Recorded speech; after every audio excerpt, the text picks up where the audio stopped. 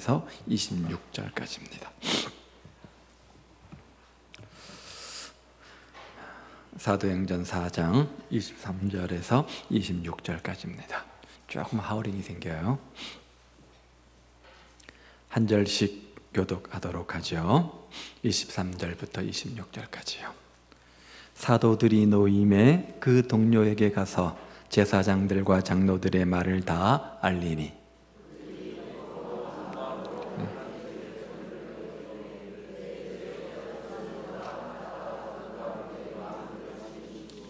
또 주의 종 우리 조상 다윗의 입을 통하여 성령으로 말씀하시기를 어찌하여 열방이 분노하며 족속들이 허사를 경영하였는고.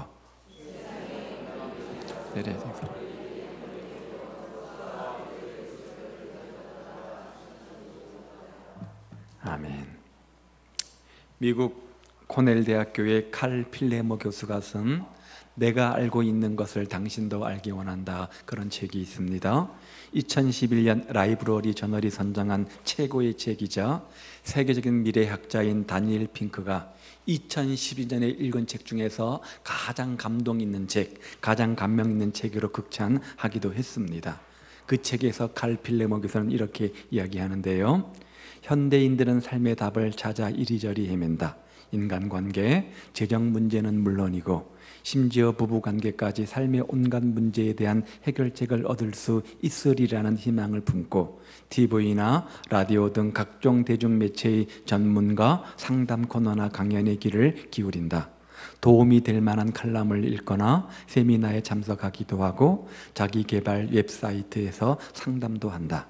책 또한 빼놓을 수 없는데 그 덕분에 오늘날 서점마다 자기계발서가 넘쳐나며 사람들이 이런 책을 사들이느라고 쓰는 돈도 만만치 않다.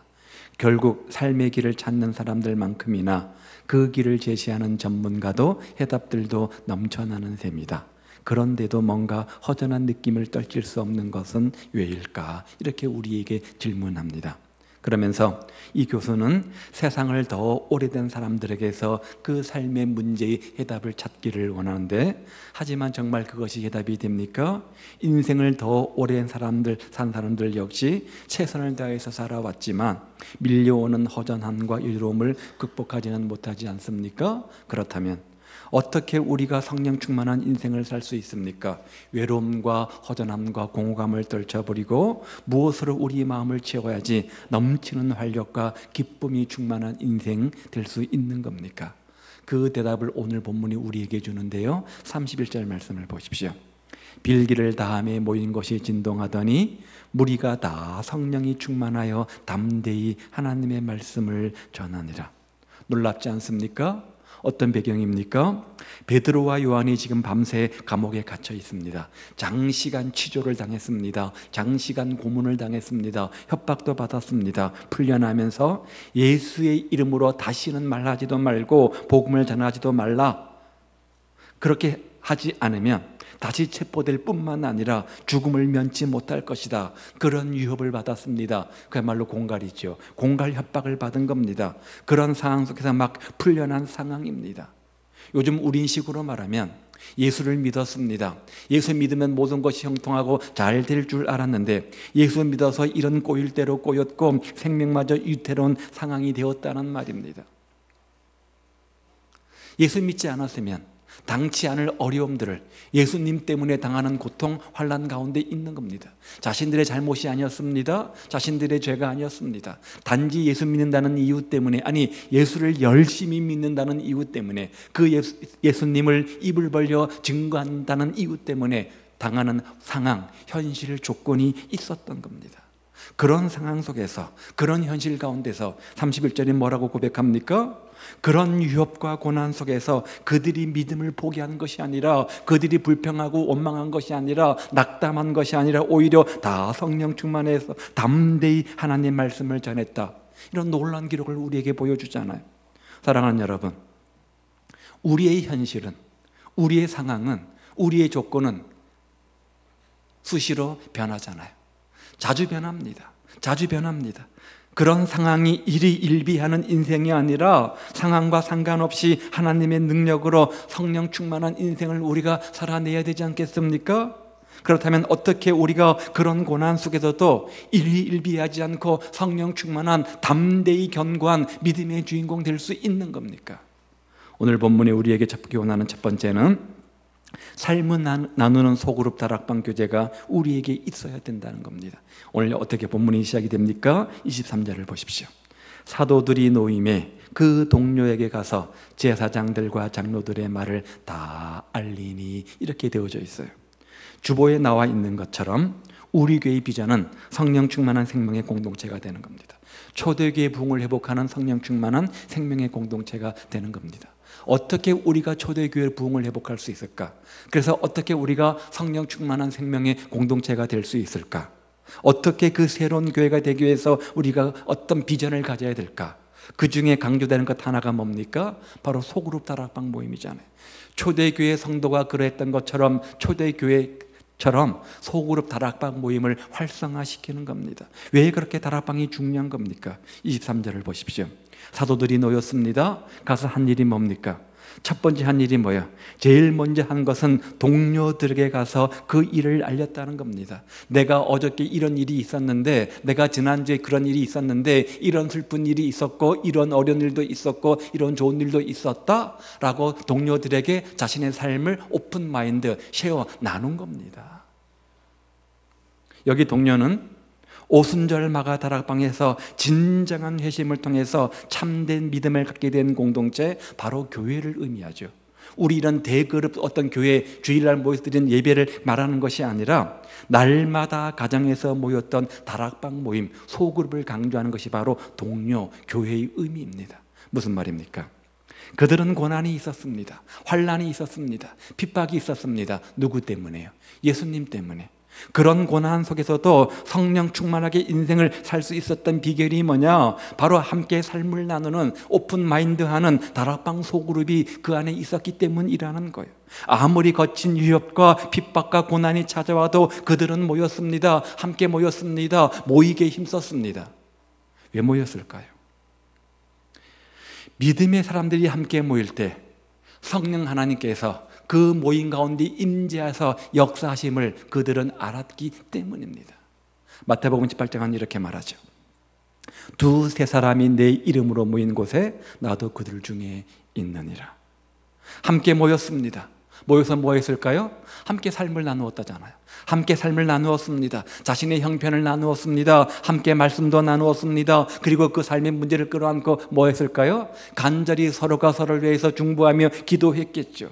또 당하는 삶의 문제 앞에서 힘내라고 격려하며 위로하며 세워주지 않았겠습니까? 또 약한 자들을 섬기며 힘주지 않았겠습니까? 그런 섬김이, 그런 나눔이, 그런 기도가, 그런 격려가, 그런 세움이 신앙의 공동체로서 든든한 가족 결속력을 갖게 만들었고, 험한 세상 속에서 승리하는 힘의 원동력이 되었던 겁니다.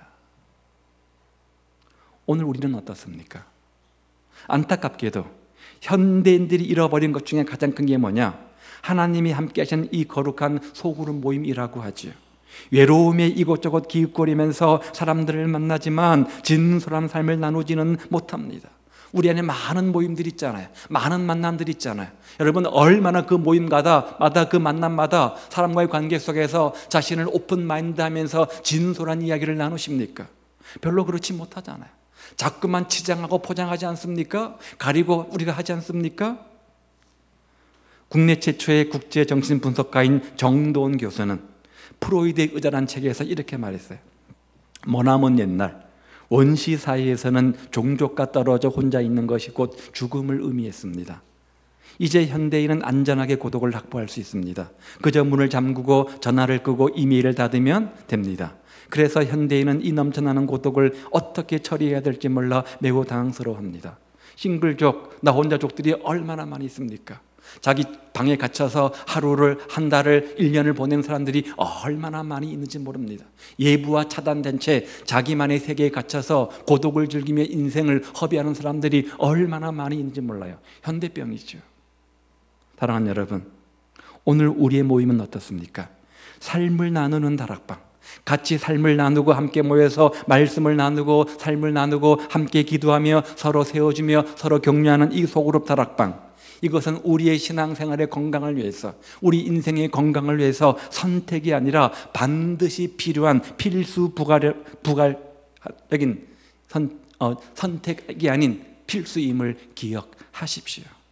성령 충만한 인생을 살기 위한 우리의 절박한 필요, 첫 번째는 소그룹 다락방 모임입니다.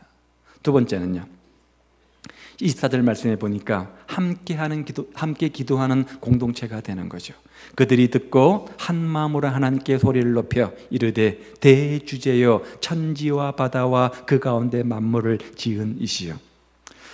우리 주변에는 함께 모이는 많은 만남들이 있습니다. 많은 모임들이 있습니다. 친목 모임도 있고요, 동창회도 있고, 계모임도 있고, 다양한 형태의 많은 만남과 소그룹 모임들이 있지 않습니까? 그런 모임과 우리가 모이는 이 소그룹 다락방 모임과의 가장 중요한 차이가 있다고 한다면 바로 그것은 기도일 것입니다. 기도하는 공동체인가 아닌가라고 하는 것입니다. 다시 말해서 기도하는 영적인 공동체가 아니라면 아무리 교회에 다니는 사람들이 모이는 모임이라고 할지라도, 예수의 이름으로 모인다고 할지라도, 교회의 이름으로 모인다고 할지라도 그것은 오늘 본문에 나타난 성령 충만한 경험을 할 수 없는 그런 모임이라는 거죠. 오늘날 사람들의 모임에 대해서 또다시 정돈 교수는 이렇게 말하는데요, 군중 속의 고독을 이야기합니다. 많은 만남을 갖습니다. 많은 교제를 갖습니다. 많은 사귐을 갖습니다. 혼자 도태되지 않기 위해서, 혼자 뒤떨어지지 않기 위해서, 혼자 왕따 당하지 않기 위해서 많은 만남들을 가져보지만, 많은 교제와 사귐들을 가져보지만 필요한 것들을 찾지 못하고 상처와 아픔과 절망만 느낀다, 이런 고백을 하고 있는 거죠. 소위 말하는 군중 속의 고독입니다. 다락방 모임에 가보았지만 시간이 가도 낯선 느낌이셨습니까? 아니, 더 많은 상처로 인해서 아픔을 경험하셨습니까? 다락방 모임이라고 할지라도 연약한 사람들이 모이는 곳이니까 그럴 수 있겠죠. 하지만 질문이 하나 남지 않습니까? 오늘 본문에 소개된 소그룹 다락방, 그들은 어떻게 그런 고난 속에서도 흩어지지 않고 오히려 성령 충만할 수 있었을까? 어떻게 함께 모여서 서로의 삶을 오픈하고 함께 기도할 수 있었을까? 그것은 기도가 있었기 때문이라는 거예요. 다시 한번 24절 말씀을 보십시오. 그들이 들었어요. 사도의 보고를 들었죠. 그 다음에 뭐 했다고요? 한 마음으로 하나님께 소리를 높여 기도했다는 거예요.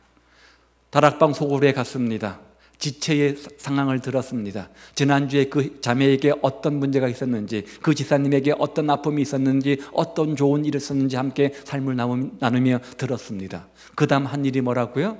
그분을 붙잡고 함께 간절한 마음으로 기도해 주었다는 거예요. 함께 기도했다는 거예요. 그런데 문제는 오늘날 소그룹으로 모이는 공동체 안에서 이런 기도가 사라져가고 있다는 거죠. 여러분, 기도가 뭡니까?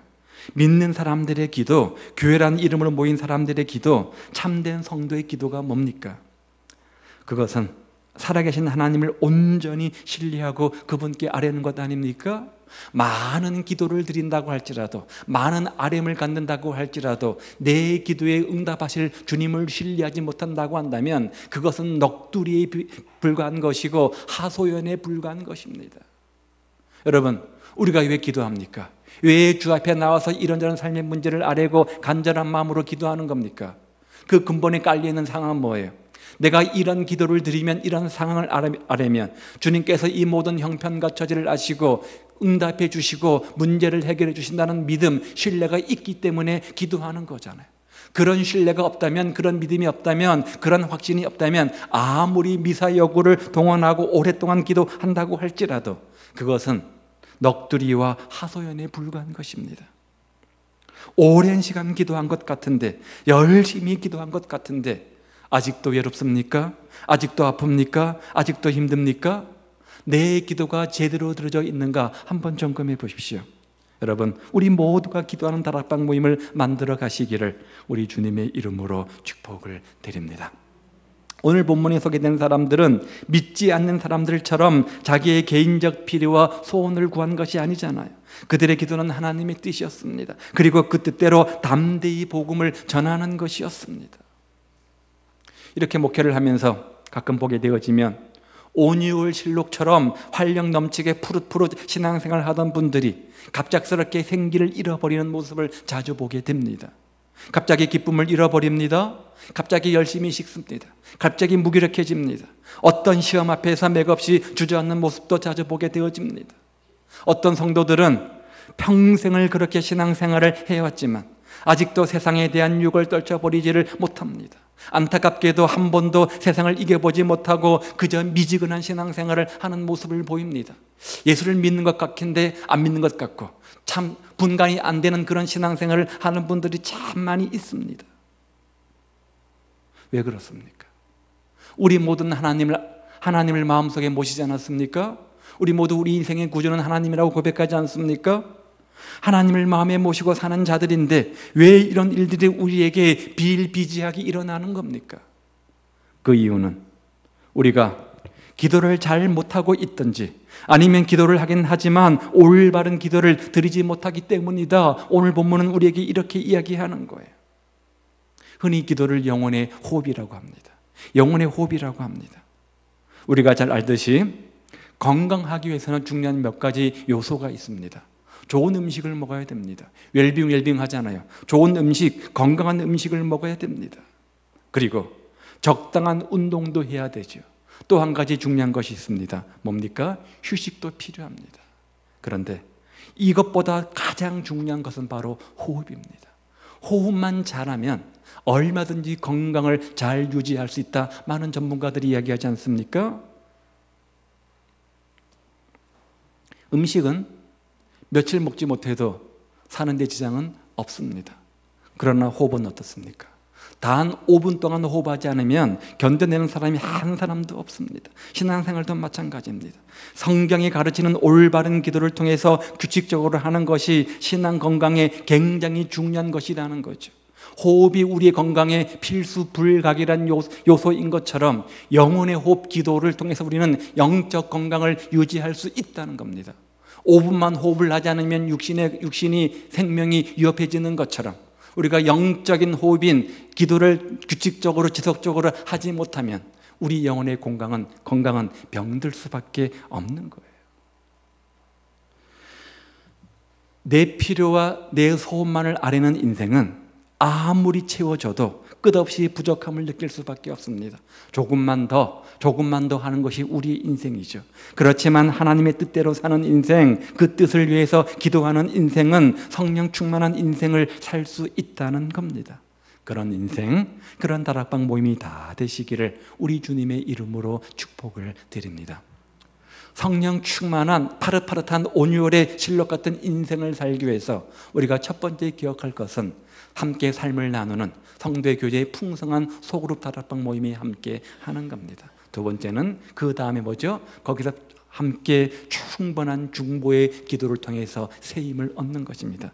마지막 세 번째가 있는데요, 하나님을 아는 지식이 필요한 거죠. 다시 한번 24절 말씀을 보십시오. 그들이 듣고 한 마음으로 하나님께 소리를 높여 이르되 대주제여 천지와 바다와 그 가운데 만물을 지은 이시요. 하나님을 아는 지식이 왜 중요합니까? 이것 없이 제대로 기도할 수 없기 때문에 그렇죠. 그래서 유명한 복음주의자인 제임스 패커가 그 하나님을 아는 지식에서 이런 말을 했어요. 오늘날 교회의 연약함의 근저에는 하나님에 대한 무지, 곧 하나님의 길, 하나님과 교통하는 일에 대한 무지가 자리 잡고 있다. 무슨 말입니까? 하나님을 모르는 채 기도하는 사람, 하나님을 제대로 인정하고 인식하고 알지 못하고 신앙생활을 하는 사람, 그 사람들이 모인 교회는 연약할 수밖에 없다는 거죠. 우리의 기도의 대상이 누굽니까? 하나님이죠. 우리의 신앙의 대상이 누굽니까? 우리의 믿음의 대상이 누구입니까? 하나님이잖아요. 그 하나님을 내가 얼만큼 아느냐에 따라서 우리의 신앙의 깊이는 달라질 겁니다. 우리의 기도의 깊이는 달라질 겁니다. 내가 믿는 것만큼, 내가 확신하는 것만큼, 내가 신뢰하는 것만큼 신앙의 영역 크기가 정해지지 않겠습니까? 더 많이 알면 알수록, 더 많이 신뢰하면 할수록, 더 많이 믿고 확신하면 확신할수록 더 많은 것을 주를 위해서 온전히 드려지게 되어지고 더 큰 영역 속에서 주님을 만나게 되는 거죠. 자, 오늘 본문 보십시오. 복음 때문에 모든 것을 버렸습니다. 복음 때문에 생명의 위협도 당합니다. 가장 공고한 날입니다. 가장 힘든 때입니다. 그런 날이 찾아온 그날에 그들은 절망한 것이 아니었습니다. 그들은 실망한 것이 아니었습니다.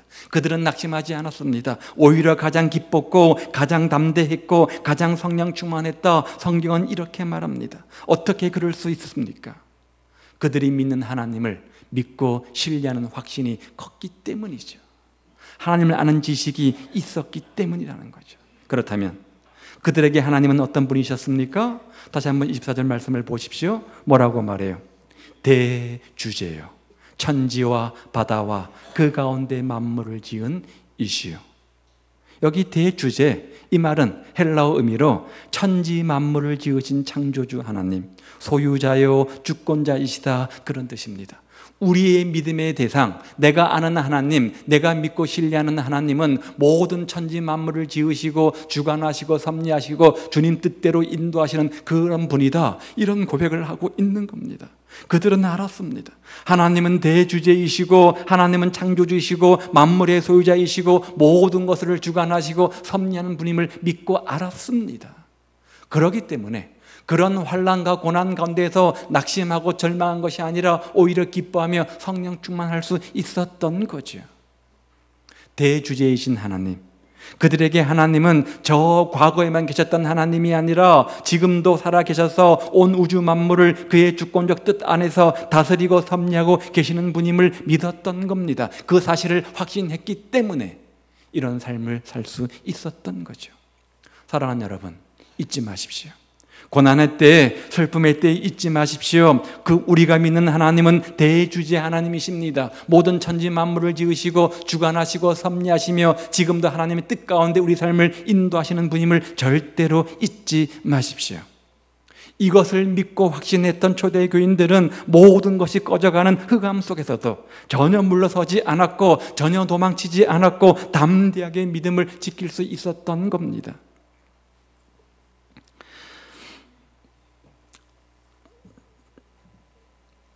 최근에 읽었던 책 중에 한 책인데, 만 18세 최연소 여자 세계 챔피언이 된 김주희 선수의 책 내용입니다. 제목은 할 수 있다, 믿는다, 괜찮다, 그런 책인데요. 이 김주희 선수는 지금 만 29세, 30살입니다. 2010년 9월 4개의 챔피언이 타이틀이 걸린 일생일대의 시합을 치르게 되어지는데 경기 초반부터 부상이 심상치 않았습니다.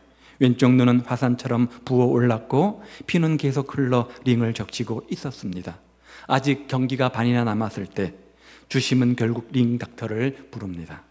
하지만 그녀는 할 수 있다, 괜찮다고 고개를 끄덕였습니다. 하지만 상대 선수에게서 이것은 기회의 찬스 아니겠습니까? 김 선수가 부상당한 곳만을 집요하게 계속 공격했고 오른쪽 눈마저 이상이 와서 앞을 제대로 볼 수가 없게 되었습니다. 심판은 다시 경기를 중단시켰고 링 닥터가 상태를 보고 나서 이렇게 묻습니다. 정말 괜찮겠습니까? 여기서 그만두시죠. 모두가 멈춰야 된다고, 모두가 할 수 없다고, 그만해야 된다고 생각할 수밖에 없는 그런 상황이었던 겁니다. 하지만 그녀는 그럴 수 없었습니다. 피가 흐르고 눈두덩이가 퉁퉁 부어오르는 것보다 더 힘든 것은 경기가 그만두는 겁니다.